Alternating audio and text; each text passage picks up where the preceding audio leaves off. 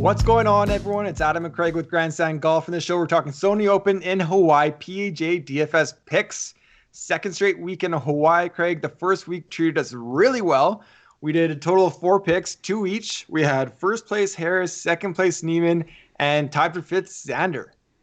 3 over 4 picks, right in the top 5 there, including winner and runner-up. Yeah, it's not bad. I don't even know what to say. I feel like we might as well just have peaked in 2021 right at the start. But yeah, that's retirement. We got to keep plugging away here. Keep plugging away. So if you're new to our channel, we each give picks. We have different approaches. So if we go way more in depth in our approaches on our live show Wednesday night, but what we have coming up this week, DFS Sleepers, PGA DFS model is on our website. Our Sleepers video will be coming soon. And then, of course, we have our showdown picks Thursday, Friday, Saturday. So those will come out after the round completes on those days for the following round.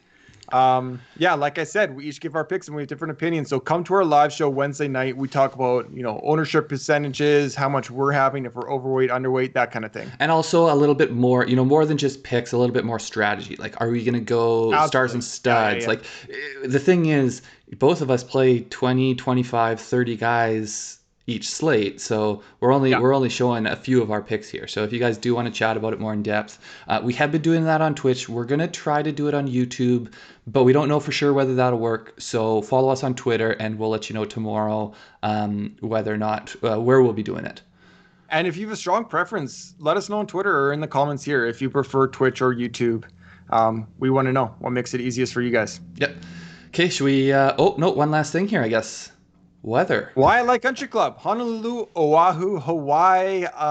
It's a par 70, Craig. It's a shorter course, 7,044 yards. It's been around, I think it opened 1937. It's hosted this event since 1965. A pretty nice kind of history of winners the last few years. Cameron Smith, Kuchar, Kazire, and Thomas. Obviously, with harder weather like Cameron Smith, we can get a 11 underscore winning.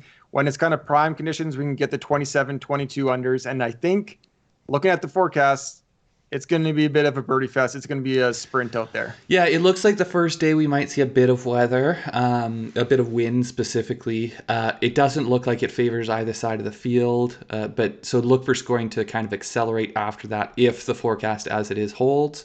These are islands in the middle of nowhere in the ocean, so It is more, I think, weather can come up. We're 5, 6, 7 days out on some of this, so yeah, absolutely. Yeah. Okay, anything further? Let's jump into the picks. Let's jump into it. My first pick, Collin Morikawa, 10,600 on DraftKings. He's third there on FanDuel. He is second at 11,800. He's coming off a pretty solid T7. He did fall a little bit on the final round there at the Sentry Tournament of Champions. He was 7th in strokes gained tee to green, averaging just under a stroke per round. One really nice thing that I like to see with Collin Morikawa is he did gain strokes gained putting in 3 of the 4 rounds. So that can sometimes be his weakness, but he did gain in 3 of the 4 rounds. So I really do like to see that. I think he's just kind of the class of the field, really. And coming in the last 12 months, his ranks are 2nd strokes gained tee to green at 1.63 and 3rd strokes gained approach at 0.96.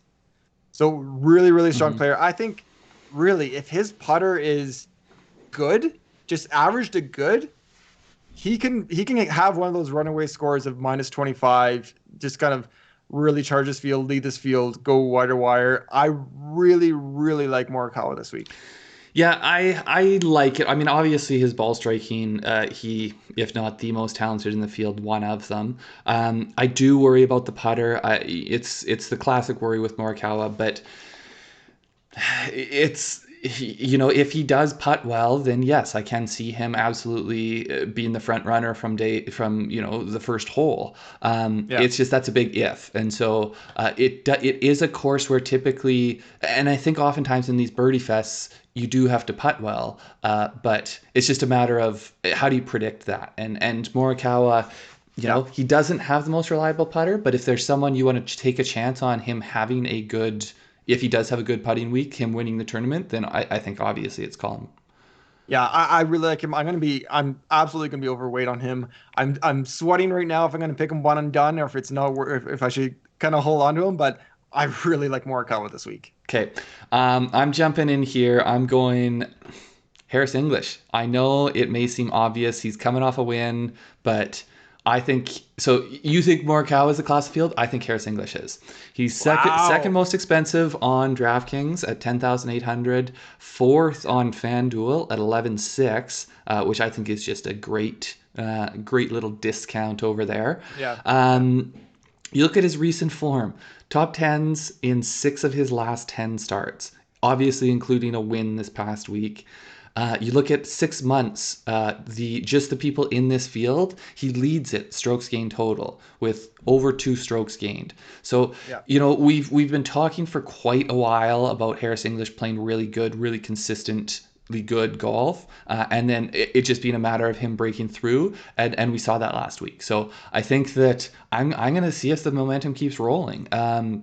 He does have a good course history here.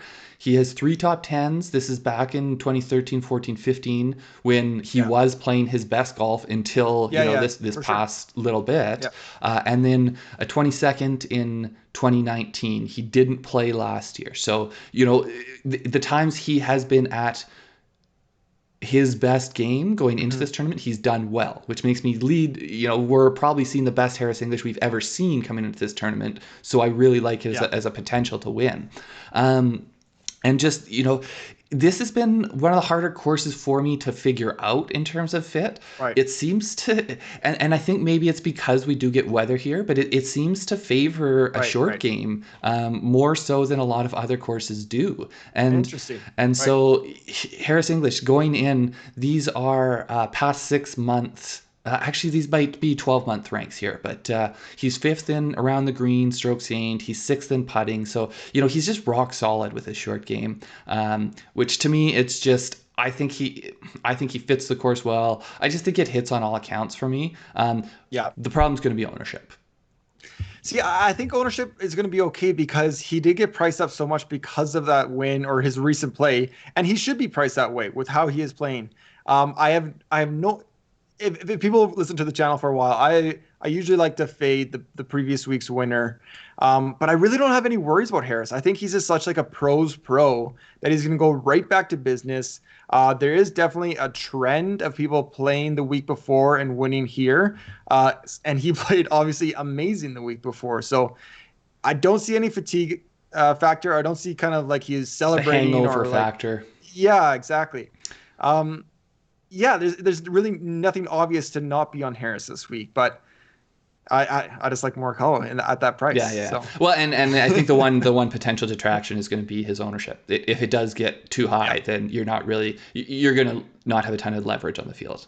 Yeah, for sure. Okay, my second pick, Sungjae Im, 9,800 on DraftKings. He's 7th there. On FanDuel, he is 6th, 11,200.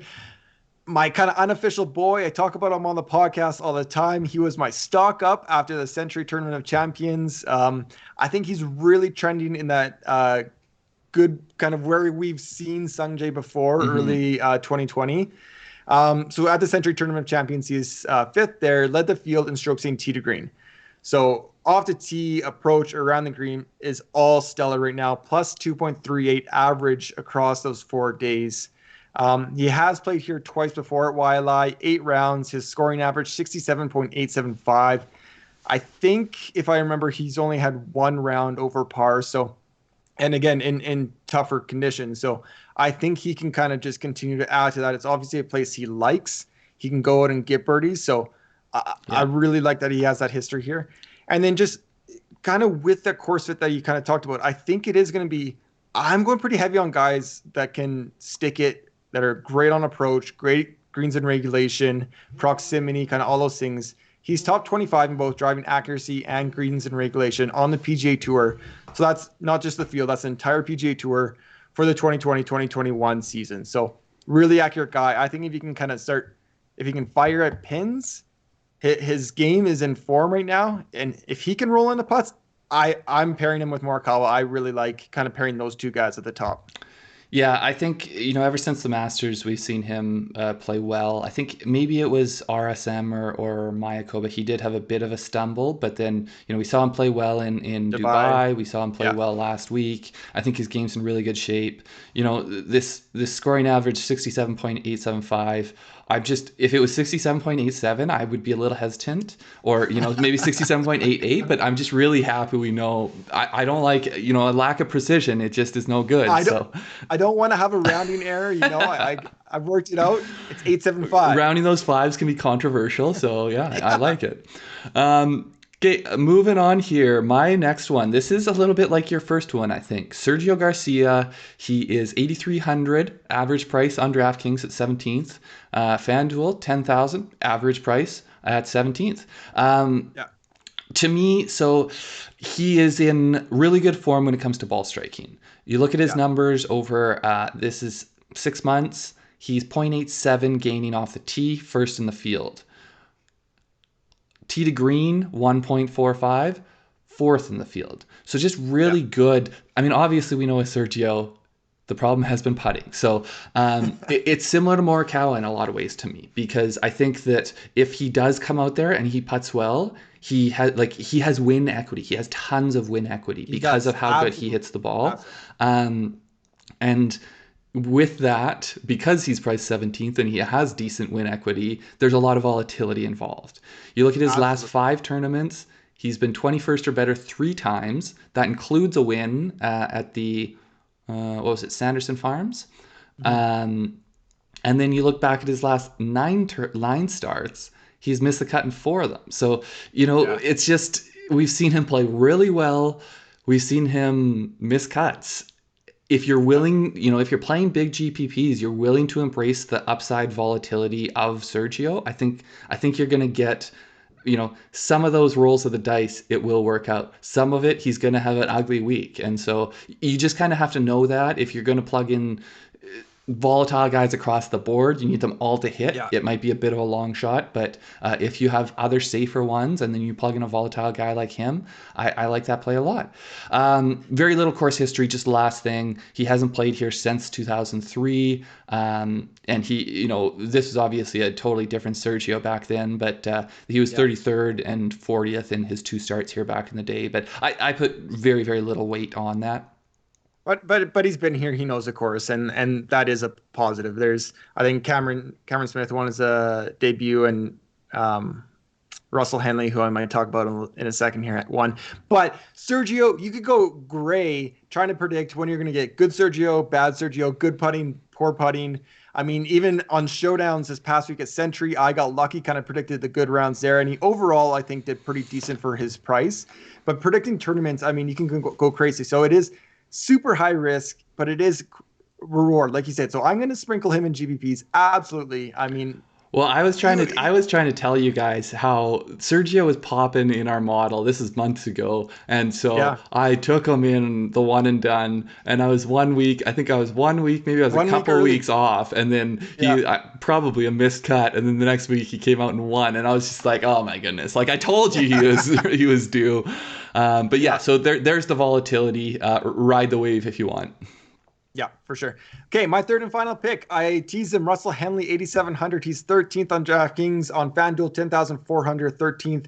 Obviously, I have a lot of guys up top here. I think we'll talk about more in our sleeper show and our live show. I think there is a lot of value down in 6 and 7. So I'm going with the 3 guys. I feel really confident in these 3 guys that I have. Last 5 events, obviously very accurate approach players. So last 5 events, 2 top 5s, 4 top 30s, 1 missed cut. Playing really well and gives you that upside of those 3rd, 4th place finishes. Last 3 months, if we're looking ranks in the field, he's first stroke seeing tee to green, 1.86. He's first stroke seeing approach, 1.25. And his stroke seeing approach, nobody else is even over 1. Yeah. So he's he's not just in first, he's beating the rest of the field by a significant margin in stroke seeing approach. And I was going to say, if we opened that up not just to the field, but to anyone, he might not be first, but he'd be pretty darn close. Yeah. I don't put a ton of stock in course history, but he's played here before. Obviously, he's won here before in 2013. You can see he's got the trophy there.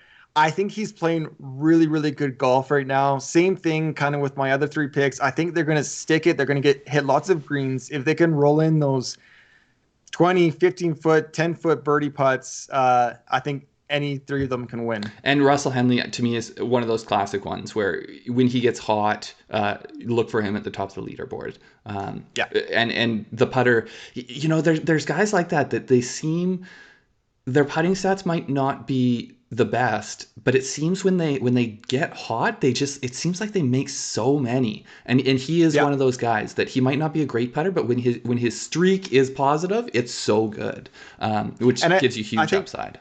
I think looking back, he still was positive putting, so it's not like his strokes and approach are off the charts, but he's still positive. It's not like he's a Morikawa or a Garcia where it has been Matsuyama last week.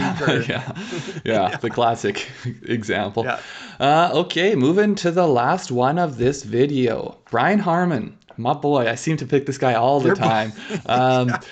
7,800 on DraftKings. He's 24th there. 9,600 on FanDuel. He's 24th there. I love picking Brian Harman. He just seems to be such a safe plug-in.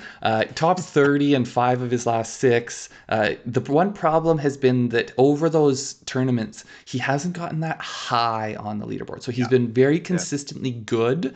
But of those 5 top 30s, his best finish is 13th. So, it doesn't kill you, but you like that. You want that if you're going to win a GPP, that's going to be like your lowest person. So you really do. That said, I do think that he has more upside than that. So he is playing well. He needs to pop. The other thing, his putting. So looking at this course, it does look like putting matters. Absolutely. And so he's been positive in 9 of his last 11. Now, that's not 9 of the last 11 starts because there's been a bunch where they have not had shot link there. Stroke scheme, Shot link? Shot tracker? Whichever one it is. Yeah. And so we don't have the data for it. But of the last 11, we do have the data. He's been positive in 9. At this course, his history, he's been top 20, 4 of his last 6, and he does have a 4th in 2018. So, if it's been in that top 30 range, but not popping, we have seen him. He's got a couple 13th places and a 4th. So we can get up a little bit higher, I think, at this course. And then the last thing. So I included something a little bit different in the model this week. It's essentially the scoring average from the 2019-2020 season and this season combined. So it takes all of those rounds and the total strokes and gives you an average. So, I guess September 2019 till the present. Sure. He's 5th in the field for scoring over that time. Which consistent. Yeah, but it's higher than you would think. Absolutely. Yeah. And so I think there is a ton of long-term value there. It's just a matter of, is it going to pop? Because we've seen him play good. Can we see him have a great week? That's where the question marks are. Yeah, I mean, you love your Brian Harman. I got to do a little bit more digging into him. Is it going to be in our sleeper show, which is our 7,500 on DraftKings cutoff, or is he going to be in a pick show? He made the picks. He's a bargain pick. He's a bargain pick. He is a bargain pick. And I think he's a little bit contrarian because my initial gut says that seems like a lot to pay for Brian Harman. But good argument for him. He just needs to kind of parlay those top 30s, top 20s into a 5th. Yeah. And then it's going to pay off huge. Yeah. All right. Thank you, everybody, for watching. Make sure to subscribe to our channel. It really does mean a lot. Watch our other videos and like and comment below. Let us know what you think and what your picks are. Yeah, let us know. Anyone above 7,500 in this video, let us know your sleepers in the other video. Yeah, you bet. All right. Take care, everyone. Good luck. Take care. See you guys.